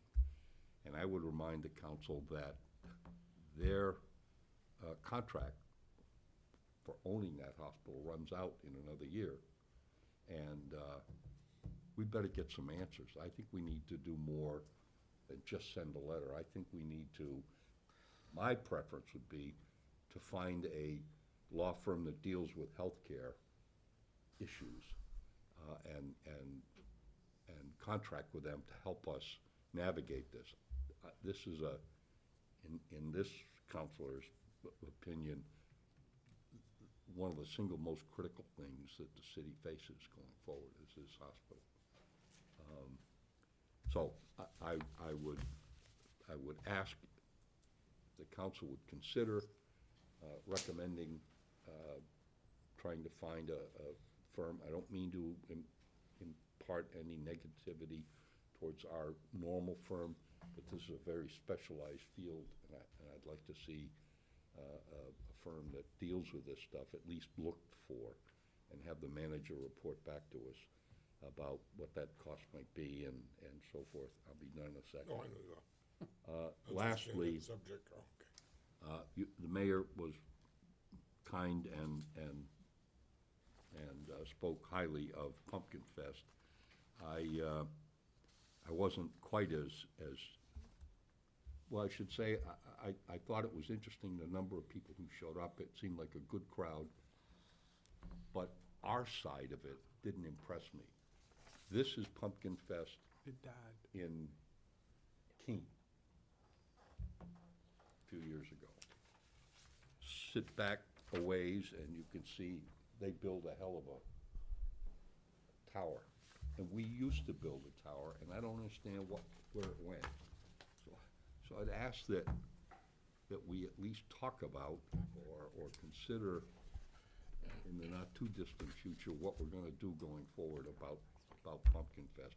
I think it could be a really huge endeavor for the city, and what we saw this week could be much larger if we did it properly. And with that, I'll shut up.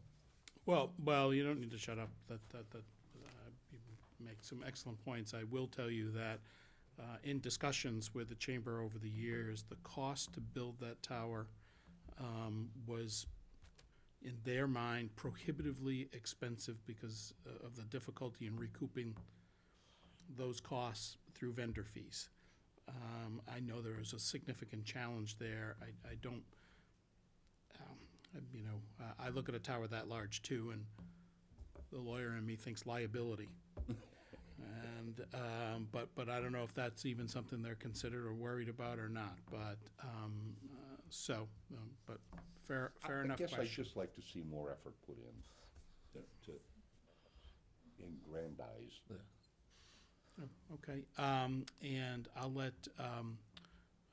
the same manager talk about trustee of the trust and the concerns there. Yeah, I was just gonna make a statement that Glenn Smith and I met with the trustees of the trust last week, had an excellent meeting. I think we've identified some areas that procedurally that we need to make some adjustments on. We're working with our attorney just on some legal language to make sure that it's all being interpreted correctly. And any corrections that need to be made, we're forging a path forward to make sure that happens. So it was very, very productive, and moving forward, we're going to see a lot of success. Counselor Sousa, you had some Right, I input have there. 2 comments, please, Mr. Mayor. One is on Concord Hospital, and I, so you know, I have talked to Councilor Cheney prior to this on the same subject. And one other thing I'd like to add is that if we were out looking for another legal firm, I'm saying that specializes in this, we looked somewhere outside of the Lakes region, because I'm afraid of some, whether it's bias or objectivity. Conflict of interest. Conflict of interest in those areas. Maybe we have to go to Manchester or Nashua, maybe not Concord because it's right there, but in those areas. I think it's important, and as Councilor Cheney said, this is probably the #1 thing that's most important to this community. And I read the documents that he has. Okay, the city manager was very good at providing some documentation, and it scares me that it's got a year left. Okay, and what happens? Okay, we need some direction. And as far as Pumpkin Fest is concerned, I know I've brought it up to the council before. I think the city should involve itself either through a Parks and Recs department or something else, and become the leader in presenting this to the community. I think it's fantastic what happened this week. Sure, the weather was cooperative, and there's gonna be times when it isn't, like it was a couple of years ago. But I really think the city needs to take the lead, bring this forward, and make it grand. One of the things that bothered me the most is that you hear, and I know there was a comment made earlier this evening about Channel 9, okay, but you hear a lot about, you hear a lot about Pumpkin Fest in Milford or Keene or something. They didn't mention Laconia at all. I mean, it was very disappointing at all. This is the biggest thing that we have, one of the largest things we have. I think that train operation worked out fantastic, okay? And I think we need to do more. Thank you, Mr. Mayor. I think the largest thing we have is Laconia Motorcycle Week, but that's just my biased opinion there. And I agree with you on that, but this is very community-based, okay? We can bring a lot of people, and I know the motorcycle week is great, okay? And the state makes out like a bandit with all the rooms and meals tax, okay? But here it's our local, the downtown is what we really brought Pumpkin Fest here for in the beginning. Thank you, sir. No problem. Former cops aren't all that fancy about motorcycle week. Just quickly. Councilor Cheney, I agree with you. And I was going to bring it up before, but I'll bring it up now. AAA Magazine, Maine, New Hampshire, and Vermont. Month of October and November, things to do in New England, okay? Not a mention, and there was 3 or 4 designations of things to do in New Hampshire, not a mention of Pumpkin Fest at all, okay? Here again, we don't promote ourselves. We need to promote it. That's why we have that. Well, I'm not sure that I would, I'm not sure I would get down that route, but, you know, I think it's a gold mine, and we're not taking advantage of it. I think the crowds were great. I think they could be bigger. There's the Boston market of people are looking for things to do. And, you know, that's just one of the things that I think we fall short on. As far as Concord Hospital, I agree with you. I think there's a lot of surprises to come. Thank you, ma'am. So I'll touch on grounds on most of this stuff. As far as the hospital, 100% agree. I've got some older friends that don't even have a PC right now. You know, when it comes to health and their medications that the hospital has been getting the medications, but it's still a hassle for them and they don't know what to do. So we definitely need to, as a city, hit it as hard as we can, attorneys, whatever we need to do, and make sure we're doing it right. As far as the Defiant one, the statue at O-Pee-Chee, shout out to Amy, Parks and Rec, that did a great job, but a big shout out to Mike Smith, because he not only headed this thing up, but he mostly financed it. So, and it was a big finance. As far as Pumpkin Fest, I can tell you that statue, the tower, cost a ton of money with the crane and all the lighting that has to be done to it. The way it was done this year, I heard comments saying it was nice having it in different locations. Everybody I've heard from loved the setup this year. I think they did a great job.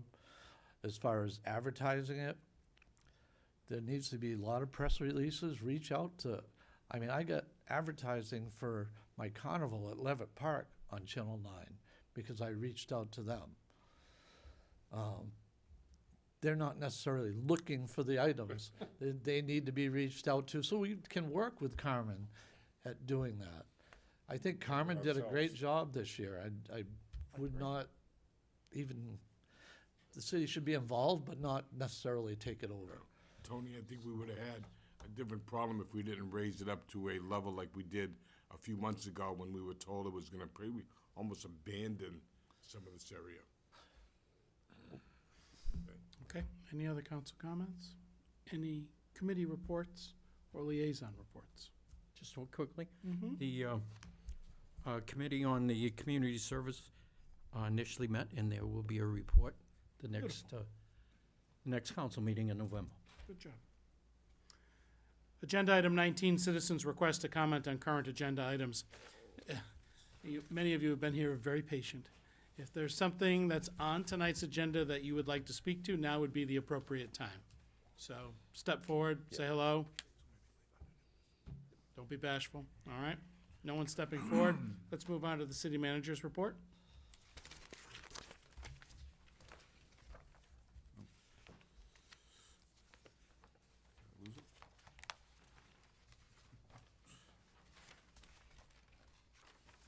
I'm coming, I promise. Gotta snap to it. All right, thank you, Mr. Mayor. In your packet tonight is 2 documents, as we do this time of month. First one's your Laconia projects update. I'll just hit on a couple of them. Our annual road program, as we're coming into winter, is wrapped up. They're just hitting a few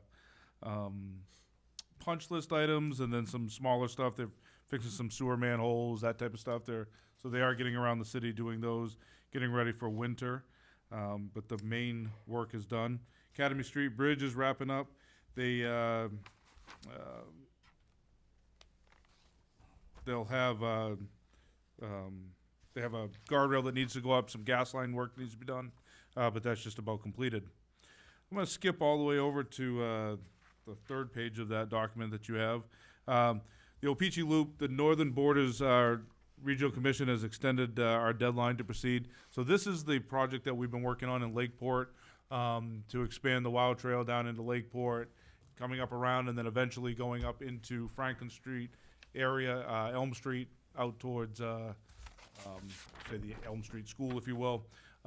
We have been working with a private developer as well on, they want to do some work in that area, we want to do some work in that area. And again, I think you've heard this from me a number of times, but what we don't want to do is go in and do a bunch of work, get a grant for it, spend some city money, and then have them do their project on their own property, and it doesn't work in conjunction with what we're doing. So we're really trying to do a really good due diligence on this and making sure we can work together. The Northern Borders grant people, Lake Street Planning Commission has been great working with us. Councilor Felch has been involved with this many times. We've been working with the Wild Trail people. So that is moving forward. I would expect to see actual construction starting by spring. Some positive stuff going on over there.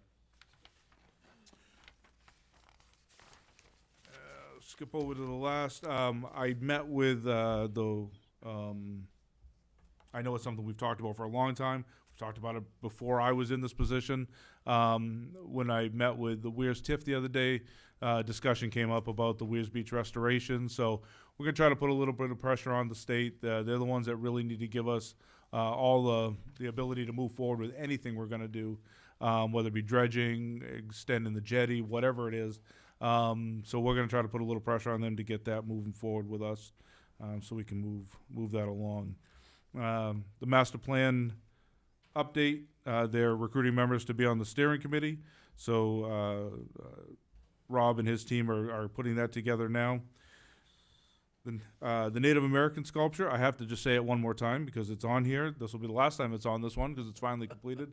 But it was been said a couple of times about all the public people that worked on it. And I know it was said in here, but I'll just reiterate a thanks to Amy Levisik, who was obviously one of my department heads, and the work that they put into it. This was one of the ones that was really becoming frustrating for her because she wanted to see it completed. So it's nice to see that done. And what a huge turnout for the dedication. She was hoping a couple people would show up, and had to be over 100 people there. That was awesome. So lastly, the Laconia State School update. Without giving too much away when I do these, because I do want to just kind of comment each time about where it stands. Right now, we've got their engineers and our city engineers are working together on answering some questions, just as to what kind of infrastructure is going to need to change up there, specifically water, sewer, but eventually down the line roads. So that's where they stand right now, really just asking questions. Early on in their project, before they put a shovel in the ground, you're going to see public. They're going to be that company has already committed to coming in and meeting with you, has committed to coming in and meeting with the planning department, or planning board rather, and having conceptual plans presented to you, just so they can say, hey, this is what we're thinking. But they want public input as well. We've stressed the need for public input, and they are very receptive to that, understanding that they want to hear what the public has to say. We did it before the last company, the potential developer, started her project, and they want to do the same thing. They want to hear from the public. So we should be seeing that, I would say, plus or minus around the end of the calendar year. So I think we're gonna see it sooner than, we're even expecting. I was expecting early spring. It could be even midwinter that we see them, so that's exciting. And that's all I have on the projects update. On the monthly economic development report, I'll just go to the second page of it, because it's really the number that we want to see all the time, and it means a lot to us. The CPI number, we've annualized out right now at just over 3%. So I've been saying for a while that barring anything happening, I'm estimating that very high 2, very low 3% number for our CPI number, and it's stayed, my projection's staying right on track, so hopefully nothing changes in a bad way. But we have a couple more months to go on this. This is through September. So we have 3 more months to see what it'll do as we come down to the end of the year. As a reminder, this is part of our tax cap calculation, and we're starting to formulate our FY26 budget now. So once these numbers finalize, that'll be a big piece of what we're trying to do with our department heads. And unless you have any questions, that's all I have for you. Any questions for the city manager? Counselor Haynes? Thank you, Mayor. Kurt, does the noise ordinance have to be referred to government operations and ordinances? Yes, I would recommend if you want the noise ordinance looked at, I know you and I talked about it, that would be where it would want to go. Okay. All right, so we need to set that up. Yep. All right, thank you, Mr. Mayor. Sure. Any other questions for the city manager? Seeing none, I'd like to move on to agenda item number 21A, which is ordinance 2024-235-81, duration of permits. This proposed amendment to the zoning ordinance will add a provision to Article 13 that causes all unexercised variances and special exceptions issued prior to August 19th, 2013 to expire on January 1st, 2028. All unexercised variances and special exceptions can still be exercised until the expiration date. The provision is authorized and controlled by RSA 674:33, Roman 4, parentheses, small c. In accordance with Article 16 of the zoning, Article 14 of the zoning ordinance, the planning board must review, approve, and hold a public hearing on all zoning ordinance amendments. It was unanimously approved by the planning board following a public hearing at their September 3rd, 2024 hearing. And there's no immediate fiscal impact to this, and the planning department recommends the city council schedule a public hearing and approve the proposed amendment. We have a series of 3 motions right now. The first is a motion to move to waive a reading of ordinance 2024-235-81 in its entirety and read by title only, so made by Councilor Cheney, seconded by Councilor Susie. Is there any further discussion? Seeing none, all those in favor, please indicate by raising your hand. 6 votes in the affirmative, that motion passes. Next, looking to for a motion to move a first reading of ordinance 2024-235-81, amending Chapter 235 zoning, Article 13, administration and enforcement, Section 235-81, duration of permits as presented. So made by Councilor Felch, seconded by Councilor Hoffman. Is there any further discussion? Seeing none, all those in favor, please indicate by raising your hand. 6 votes in the affirmative, that motion passes. Finally, on this matter, looking to move to schedule a public hearing on November 12th, 2024, during the regular city council meeting to gather input prior to adoption. So made by Councilor Felch, second by Councilor Haynes. Any further discussion? Seeing none, all those in favor, please indicate by raising your hand. 6 votes in the affirmative, and that motion passes as well. Moving on to agenda item number 21B, request to release of parking kiosk reserve funds. Kirk, would you just walk us through just briefly on this one? Yep. One question I had was this: how many kiosks are there? How many are faulty? And I see that this says that $10,000 we can purchase and install 2 of the upgrade packages. None of them are failing right now, but they do need the upgraded package so they can continue to work as technology moves forward. So they're just looking to do a couple each year to stay How many ahead of the kiosks are there? 14. 14. So over the course of 7 years, we would anticipate replacing all of them at some point here? These are the insides of them that we're Yeah, sure. replacing. So we could do that. Okay, just for planning purposes. I don't know if we can, if the funds will satisfy it going forward. But Councilor Susie. Can I get clarification on that? Is the $10,000 just to upgrade 2 kiosks? I don't read that that way. I think the $10,000 is to put two software upgrade systems. No, it's basically it's pulling out the door and all the electronics that are associated with running the computer, putting new electronics in a new door panel. For only 2? So, correct, but it's all new screens and everything, so it's upgrading it to the new standard. So you're gonna have 12 that are not upgraded and 2 that are. Right, So every year it's gonna cost us $10,000 for 7 years. plus inflation and everything. I've also put in one that if we wanted to do it all in the upcoming CIP to, do the rest, and that was about 75,000. Okay, one more question. Sure. What is the revenue per year roughly from those meters? Probably about $100,000 a year. I thought it was closer to 135. Okay, thank you, that answers that question. Somebody does get diverted into the beach restaurant. Right. It isn't all into our revenues as far as what we can spend. Right, I'm Okay, just so- trying to see if it can be self-paying is what I was asking. If we draw this down by $10,000, the reserve fund would be reduced to just over $6,000. All right, so Public Works recommends to the city council that the city council approve the request for $10,000 from the parking kiosk reserve fund to begin the process of upgrading aged equipment and parking kiosks. Right now, I'd be looking for a motion to move the city council to approve the release of $10,000 from the parking kiosk reserve fund to purchase and install 2 upgrade kits in the parking kiosks on Lakeside Avenue. So made by Counselor Haynes, seconded by Counselor Felch. Is there any further discussion? Looking at Counselor from Ward 1, I'd say there might be. I'm beginning to move towards, I'm beginning to think we ought to consider moving towards Counselor Susie's comment, and maybe, if not all of them, maybe half of them this year and half of them next year.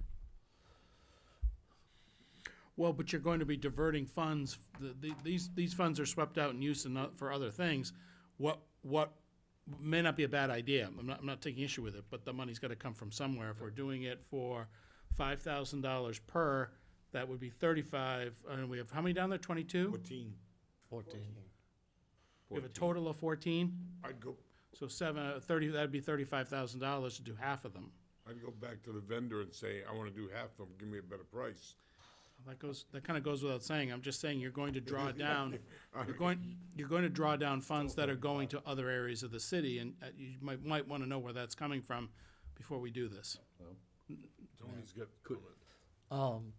So I say we approve these 2, and then when the CIP comes out, look into funding the rest of them with the CIP. Okay. Because this is money coming from them anyhow. Yep. no, I agree with you, Tony, I'm just looking at, No, I agree, you. we should, Yeah. yep. Yep. Good point. Okay. So there's a motion on the table. Is there any further discussion? Seeing none, all those in favor, please indicate by raising your hands. 6 votes in the affirmative, and that motion passes. Moving on to agenda item 21C, Lakes Business Park Intermunicipal Agreement. Kirk, would you take a quick lead on that? Yes, so all the lots in the Lakes Business Park up in the Hounsville area are sold. So the contract, technically, the intermunicipal agreement technically can automatically just terminate. However, there's a couple of questions that we still have in there. One of them is how to complete the contract itself. Do we just walk away from it? So I think we need to have some legal answers on that. And the second piece is we do receive money each year through taxes on this, even though they're not on our property. And Glenn's looking up the number for me right now, but we don't want to just walk away from the intermunicipal agreement and also walk away and leave money on the table. Sure. So the town administrator in Guilford and I have met to talk about this. His recommendation is that he's going to have a member from, so it's $35,000 a year we get that we would leave on the table if we just walked away. We don't want to do that. We don't want to do that. So, so he has a selectman from his community and himself, and we recommended myself and either 1 or 2 counselors from the city just to have a small meeting to discuss some of the stuff. We'll bring an attorney in. Before we do anything, we'd have to bring it back to your full board and council anyhow. But at least it would help hammer out some questions and get a pulse of what the select board for them and the council over here would be looking to do. Okay. So So I'll be looking for a motion to, a move to appoint Counselor Hoffman to work with the Laconia City Manager and Town of Guilford officials to determine a path forward for terminating the Lakes Business Park intermunicipal agreement, and any agreement would certainly come back to us.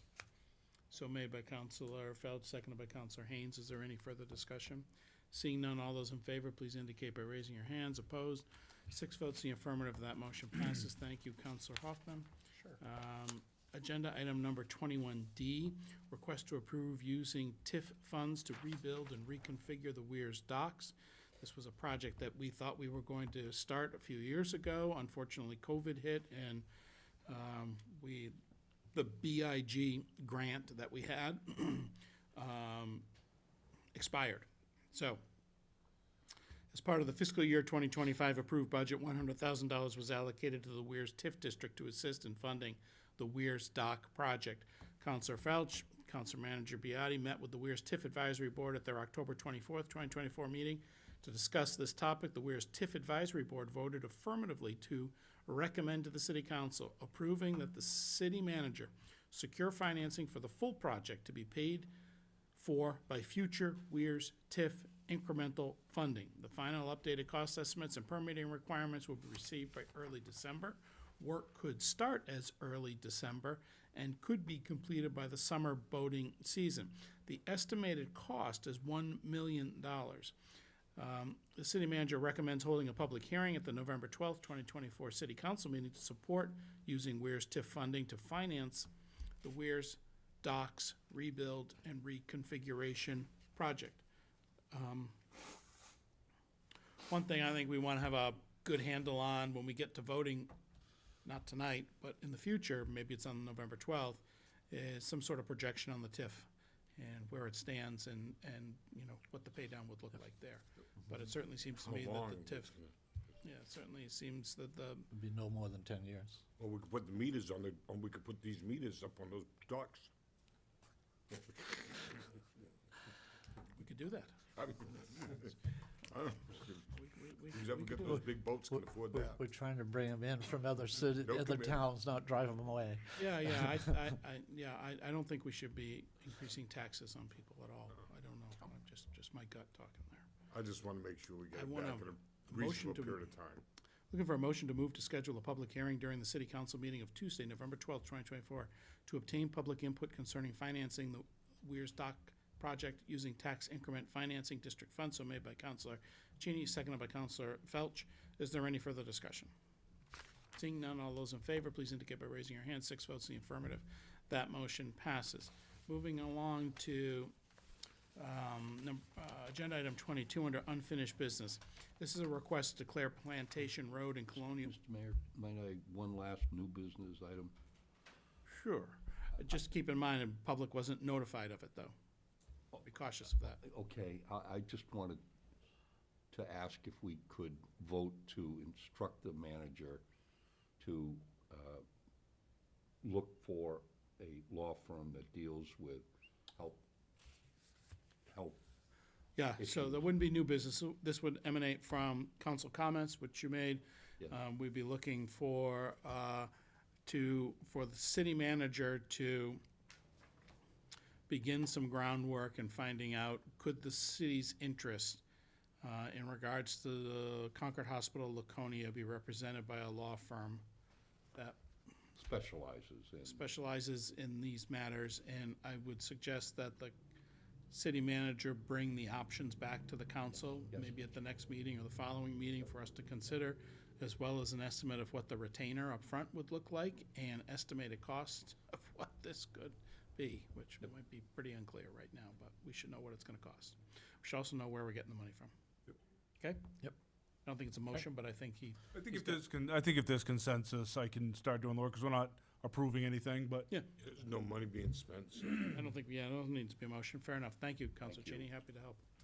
Okay, so, agenda item 22A is in request to declare Plantation Road Colonial Road as emergency lanes and collect solid waste at the curb. Just a brief, I mean, there's a, we have a report from Director of DPW, Wes Anderson, in front of us. One of the concerns, and please add on to this, Counselor Felcher, the city manager, is that there is currently litigation going on between Joy Sabato et al. Versus City of Laconia in regards to whether Plantation and Colonial roads are public roads or have remained private.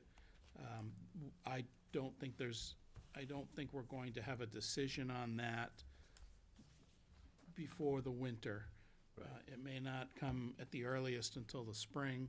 In discussions with the residents of Plantation and Colonial, certainly they're, through no fault of their own, their world has been turned upside down, because they would have to come up and determine, they would have to cover the plowing and the trash removal. Prior to this, the city was plowing the roads and trash was being retrieved, rubbish from the curb at the residences. Based on meetings that Councilor Felch and I have had with the residents, this hasn't been just a mere inconvenience. I think there's probably greater than that, but we'll leave that up to the city. I think what we'd like to do, we'll leave that up to the court to decide. But I think what we'd like to do right now is undo what the council did and get it back to the point that the city would plow and pick up trash from the curb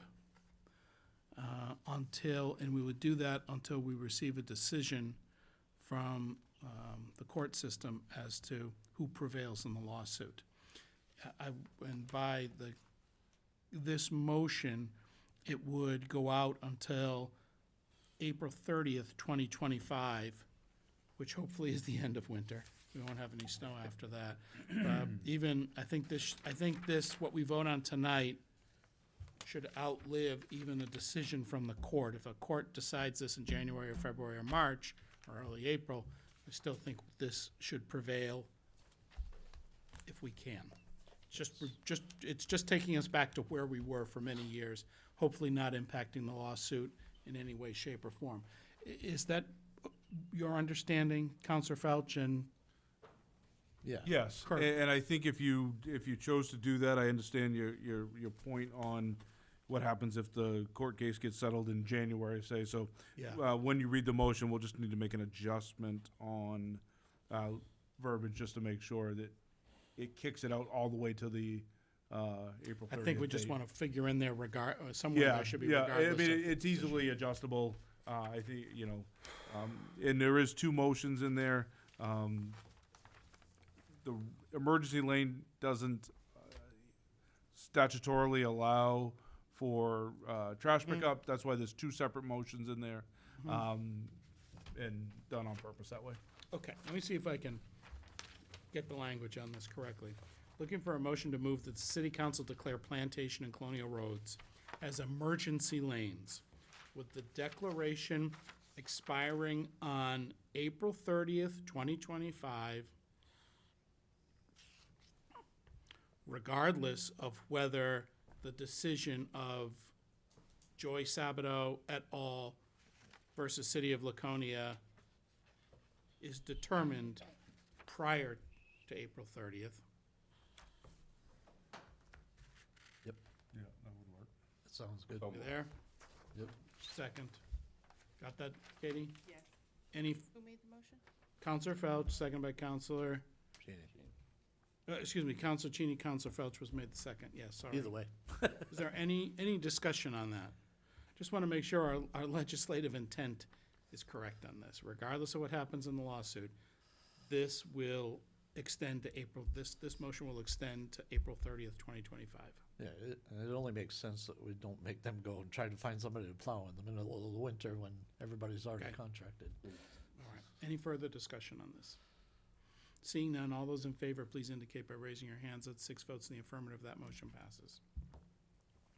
Second motion here that's been suggested, is looking for a motion to move that the city council approves an exception to city ordinance 194-4-B and allow the city's solid waste collection contractor to collect solid waste at the curb on Plantation and Colonial Roads during the period the two roads remain an emergency lane. So made by Counselor Felch, seconded by Counselor Cheney. Is there any further discussion on this? Yes. Counselor Hoffman. So it says in here, Public Works recommends we don't approve this. I was wondering if there was a reason for that, or? Yes. I don't want to go too deeply in it, but there is some concern about setting precedent. That's what I. So, but what we're not doing, what we're clearly not doing here, all we're doing is reversing our decision of, I don't recall the date of this right now. This, they picked up rubbish at the curb for decades. We're just undoing what we did. We're not setting precedent. That's part of the legislative intent right there. So that's, We're approving this because this is still In in litigation. a gray area, Phase. right? Yes. yes, I see. Okay. yes. Thank you. Okay with that? You're good, you're good. Okay. All right. So is there any further discussion on this motion? Seeing none, all those in favor, please indicate by raising your hands. At 6 votes in the affirmative, that motion passes. Okay. So, let's go to 22B, Community Power Authorization. We heard the presentation earlier this evening. There is a motion in your packet which indicates the motion would be to move to authorize the city manager to negotiate and sign all documents relating to an agreement with Freedom Logistics LLC to develop and implement a municipal electric aggregation plan in accordance with RSA 53-E. This doesn't commit us to doing anything, correct? No, this just gives us the opportunity to continue this moving forward. Continue to move forward, continue on the negotiations. You have a question, would you like to move it? I'd like to move it. Counselor Hoffman moves it, it's seconded by Counselor Haynes. Is there any further discussion on this? Seeing none, all those in favor, please indicate by raising your hand. 6 votes in the affirmative, and that motion passes. That concludes our city council agenda for October 28th, 2024. I'd like to adjourn the city council meeting at 8:58 PM.